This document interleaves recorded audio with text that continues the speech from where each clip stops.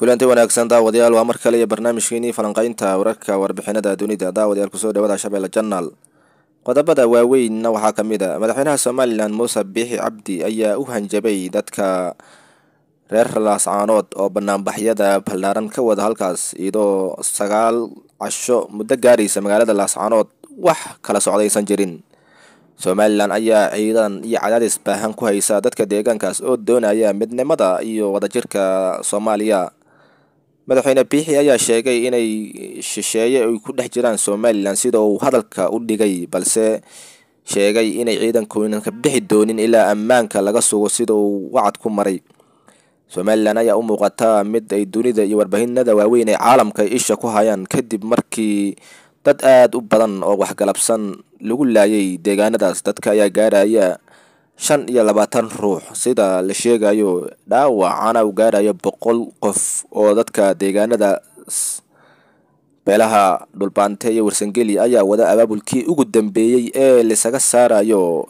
waxay ku sifeeyeen maamulka SNM ee u caboon inuu daadiyo dhiigga dadka reer Sool. waxgaradka iyo uqaasha dadka deegaanadaas ayaa ku baaqaya inay isaga baxaan ciidamada Soomaaliland oo halkaas ku sugan, balse Muuse Biixi ayaa u muuqata inuu xoog ku joogo amba xoog ciidankiisa ku sii heesto deegaanada SSC. madaxweyne Biixi ayaa dowladdiisu waxaa lagu waramayaa inuu xoog iyo muruq inuu doono inuu ku maamulo dadkaas ayaa muddadii ugu dambeysay amba 10 sane sheegaya inay ka go'an tahay midnimada iyo wadajirka Soomaaliya ayna hoos tagaan Jamhuuriyadda Federaalka ee Soomaaliya, balse wax aqoonsiga kama haystaan dowladda dhexe ee Soomaaliya ayaa u aragta goor horeysa hogaamiyihii ka horeeyay Xasan Sheikh ee Maxamed Cabdullaahi Farmaajo ayaa sheegay meel la isku haysta inay tahay deegaanadaas mar wax laga weydiiyay, taasoo dadka deegaanada Soomaaliland ku u muuqatay ama dadka reer Sool kuwa iyagu u dhiban Soomaaliland, Soomaaliyana aysan wax garaabaysan ka helayn. madaxweynaha Soomaaliya Xasan Sheikh Maxamuud ayaa sheegay in la joojiyo colaadda iyo dilka dhibaateynta iyo siyaasiyiin waaweyn ee kasoo jeeda koonfurta Soomaaliya.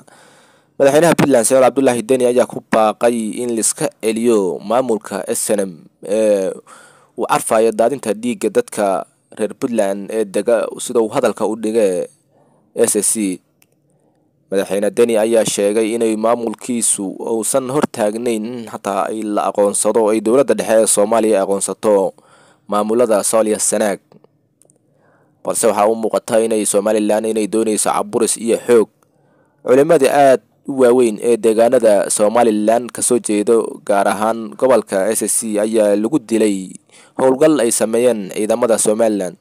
wakaaladaha wararka afka dheer ee dunida Washington Post iyo Reuters iyo wargeysyada waaweyn ayaa sheegay in halkaas uu ka dhacay dambiyo dagaal, taasoo maamulka SNM ee hogaamiyo Muuse Biixi Cabdi ay halkaas ay ku dhibaateeyeen dad gaarayo 22 qof ay ku nafwaayeen, halka boqolaal kalena ay ku jiraan isbitaalada oo dhaawacyo culus ay ka soo gaareen. banaanbaxyadii ka socday muddada 9 cisho oo halkaas goorsii horeysa shalay waxaa la arkayay madaxweynaha Soomaaliland Muuse Biixi Cabdi oo shir jira oo ku qabtay xarunta madaxtooyada ee Soomaaliland oo sheegay inaysan ciidankiisu aysan ka bixi doonin ilaa iyo nabadda xoog lagu soo celinayo sida hadalka u dhigay. Soomaaliland ayaa dunida ay ku soo jeedaa kadib markii dadka reer Laascaanood ay u muuqdeen kuwa diidan nidaamka amba xukunka ee Soomaaliland, taasuna ay door bidayaan inay hoos tagaan filla Soomaaliya uu hogaaminayo Xasan Sheikh Maxamuud, taasoo ay garaadada iyo waxgaradka ay ku baaqeen in hankool faraleel iska qabto maamulka doonaya inuu xoog u adeegsado dadkooda. garaadada beesha Dhulbaante ayaa si wada jir ah ugu baaqay dadka inay iska dhiciyaan kooxaha ay ku sifeeyeen argagixiso ee maamulka ee Soomaaliland, taasoo Soomaaliland ay dhankeeda ku tilmaamtay koonfurta Soomaaliya mid doonaysa inay duulaan ku soo qaado deegaanada Soomaaliland. Biixi ayaa ku sheegay inay diyaar u yihiin cid kasta oo doonaysa inay weerar gardarra ay ku soo qaado wadankiisa sida uu hadalka u dhigay.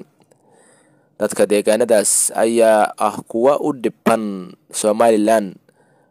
muddadii 2007 wixii ka dambeeyay ayaa magaalada Laascaanood lagu madax jibiyay dad gaaraya 200 oo qof, kuwaasoo la ogeyn cidda ka dambaysa dilalka amba dhibaataynta dadkaas.